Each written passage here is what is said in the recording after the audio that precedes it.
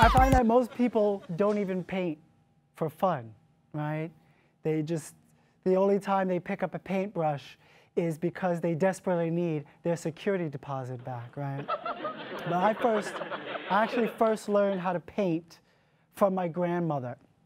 And her most amazing artwork was what she did on her walls. She was just so wonderful at painting over roaches. Yeah. Her entire hallway looked like the lost city of Pompeii.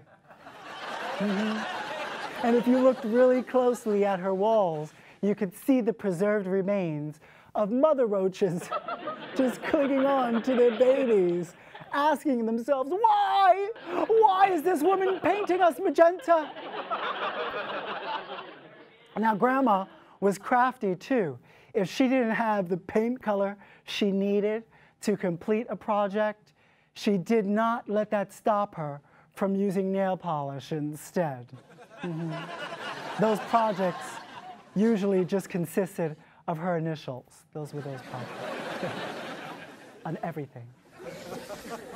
But you know what else never stopped? Poor little Grandma. Lines and corners, believe it or not. The edges on her ceiling always looked like she had a painting party with Ray Charles. You need to come to every show. Now, one of Grandma's most ambitious projects, of course, was painting the outside of her house in Puerto Rico. So while most grandmas spent their time at Michael's looking for a spool of yarn, my grandmother spent her time outdoors looking for a heat strip. And she found one all right.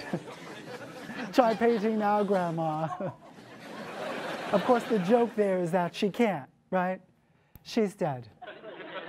But at least she died doing what she loved, you know? Smoking. But the greatest lesson I learned from Grandma was how to be colorblind, which, if you ever saw any of her knitted scarves, you know exactly what I'm talking about.